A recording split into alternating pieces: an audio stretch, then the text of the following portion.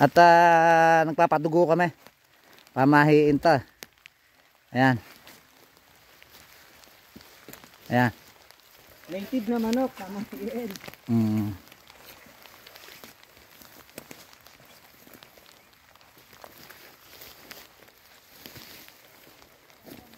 Yan, swerte sa atin lahat. At yan ang ating pinadugo ngayon.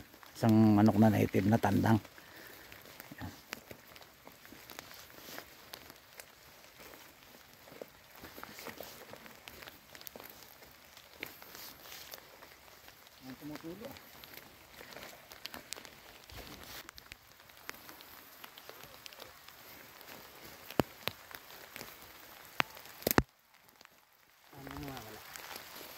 Ito, ang good luck natin.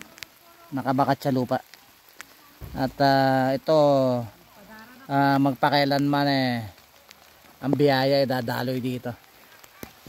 Kaya siya, humahalo sa lupa ang dugo. Ayan.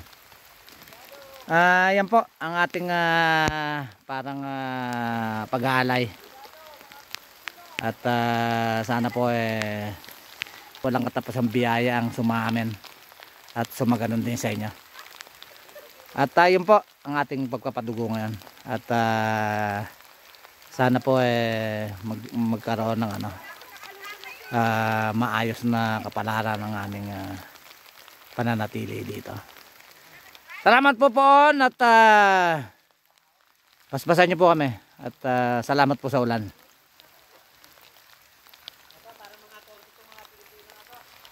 Ganyan ang itsura dito po kamo, wala masyadong Kita mo yung ulan. Ganyan, pagmasdan nyo. Kita mo inuulan yung pueblo namin. Pagmasdan nyo. Galing ng view ang ganda. Saka tingnan mo Alam mo, amigo, iniisip ko pagka gabi. Siyempre madilim na madilim, di ba? Pagkatapos yung mga ilo sa bahay na yan nara mga bituing nahulog sa lupa. Ganun na mangyayari dito. Nabumagsak sa isang parte ng bundok na yan. Yun ang magiging itsura niyan. Ganda, nandito ka na sa tuktok dito.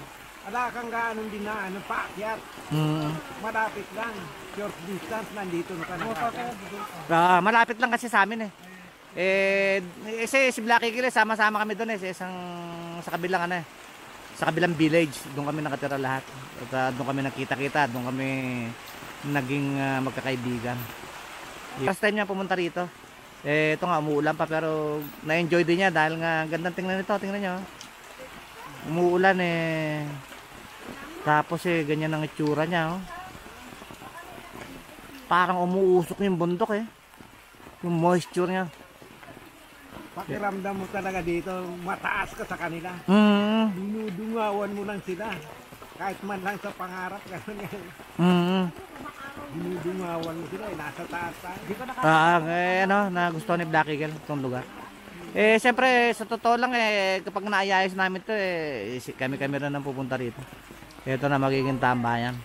Malayo sa bayan. Talagang kasama mo kalikasan dito Ang hangin dito, ikaw lang ang unang gagamit Ganun ang dito Ganun ang magiging karanasan mo dito Bago gamitin ng iba yung hangin, ikaw muna Ikaw ang unang gagamit.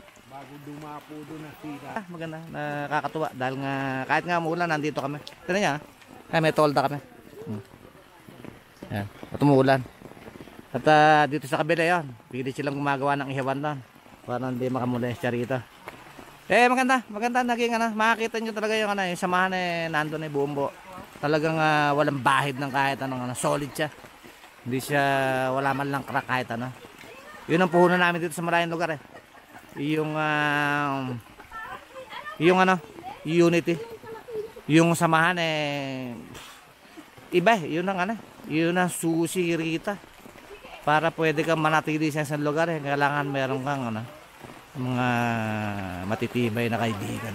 Ganun ganun na lang at kami magbi-video kami nung niluluto namin at siyempre si Michael ang cook. Ganun ang laban.